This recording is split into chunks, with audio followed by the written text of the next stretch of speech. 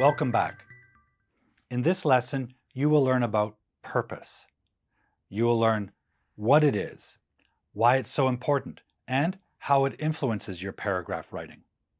Finally, you'll also learn how to apply your understanding of purpose to your writing so that you can better control what you say when you write. Before we talk about writing purpose, we should talk about writing itself.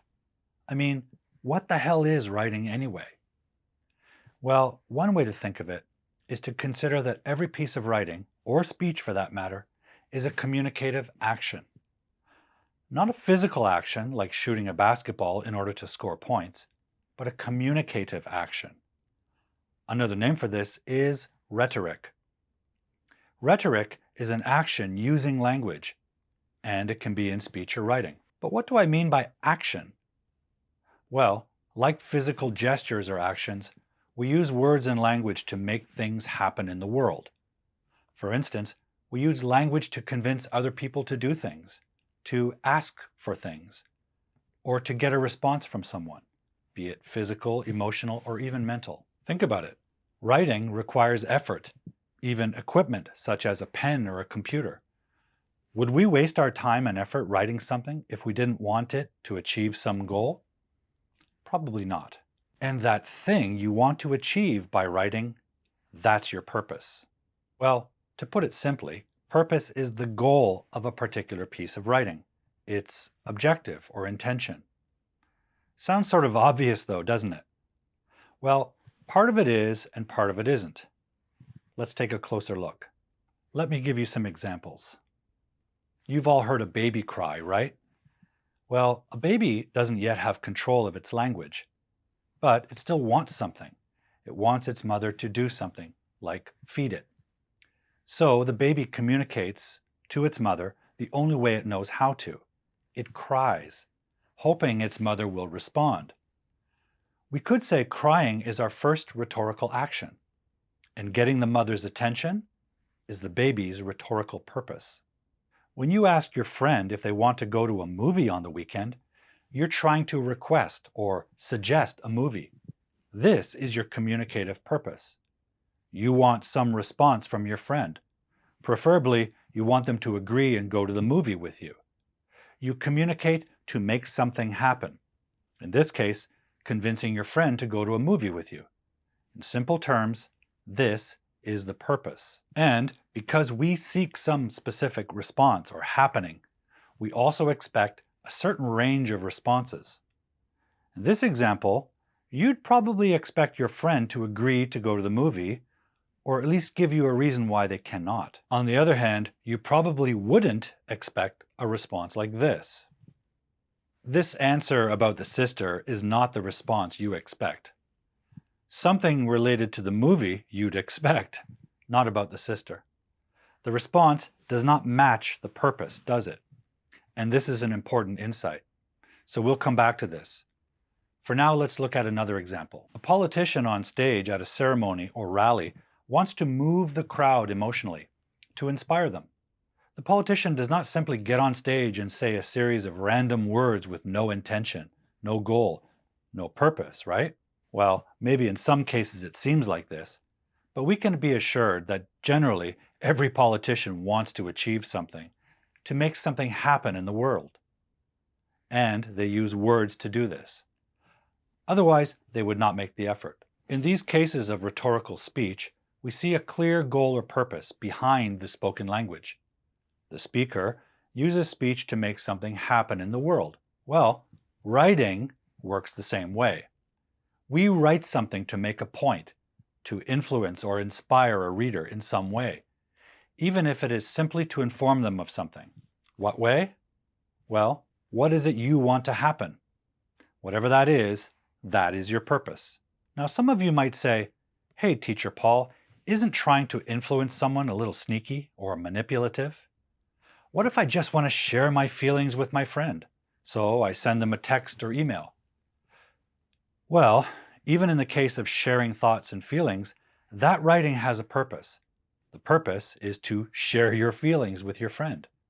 Maybe you feel lonely and want them to notice you or feel sympathy for you. Maybe you want their help. All of this is perfectly natural, But it is not random.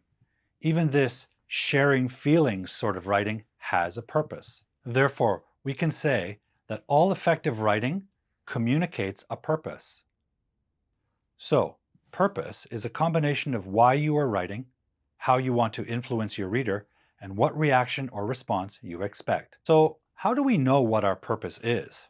Who decides on it? Well, sometimes you choose the purpose. For example, when you send a personal text message or write a social media post. If you are a student, purpose is usually given to you. Your teacher might give you an assignment to write about a topic. So the purpose of what you write is to explain that topic or express your opinion on it. If you're taking a language exam such as TOEFL or IELTS, your first step is to read and be clear about the assignment question they give you, what it asks you to do. In other words, you need to first identify the writing purpose that the exam and its graders expect from you. If you don't identify this purpose, you might end up writing an answer that does not match the task's purpose. And this will definitely lower your score. For instance, if the assignment asks, write an email to your boss asking for a raise in your salary, what do you think the task purpose is here? If you said to write an email, you'd only be partially correct.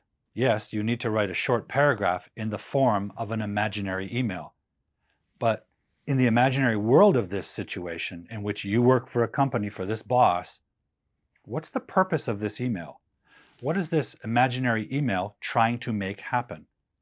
Why does this imaginary you write to your imaginary boss?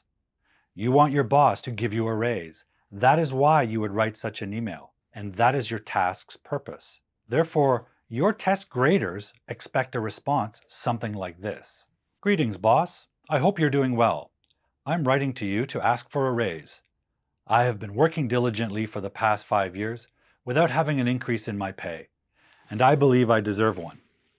Over these past 5 years, I've contributed to our company's growing market share, added over 500 new clients to our list, and have personally overseen a 76% increase in overall sales. I've personally innovated and implemented 6 new services too, all of which have been universally praised by customers and staff alike. Twice, I've been awarded Employee of the Year and voted staff representative by our team. I even single-handedly painted the entire office on my weekend once just to save costs. In short, I'm a dedicated employee and want to continue my work at our company, but would like a 5% increase in my salary. Please give it some thought. So that's the kind of response the task demands and the test graders would expect. But what if you wrote this instead? Dear boss, our workplace is an excellent facility. I especially enjoy the team we have and the equipment, such as the desks, table, and decorations. Our company is doing great work in our community, and our customers are happy. So we have defeated our competition well. Our company is now number 1, but I strongly believe our marketing department needs to improve their productivity. Does this response match the purpose of the task? Clearly it does not. It does not ask for a raise, nor does it present reasons why you might deserve one. Instead, it seems to talk about how great the office facility is. The writer has not identified the appropriate purpose for this task, so the response is not aligned with the purpose. This is not an effective answer or paragraph, and it's going to get a low score. One way to identify the purpose of a task is to look in the assignment question for purpose keywords. These words can give you an idea of what your purpose is. In our example, write an email to your boss asking for a raise in your salary. The purpose keywords are right there, asking for a raise in your salary. So the purpose here is to ask. And this reminds us that, like speech, writing can be a rhetorical action. As you can see, knowing the purpose of your writing before you write is crucial, especially if you're writing an answer paragraph in a language test like IELTS. You need to be clear about what response the question expects from you, so that you can make sure to align with that in your paragraph. In fact, this is so important that most exam rubrics grade your writing at least 25% on how appropriately you respond to the specific purpose of the assignment. By now, you can clearly see why understanding purpose is so essential for your writing. Quite simply, it's important because it determines what you try to do with your writing, the rhetorical action. However, it also determines the overall form your writing takes. In other words, purpose determines how you use language in writing to express it.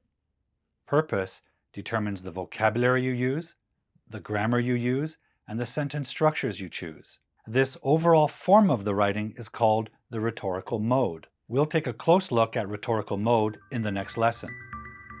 See you there.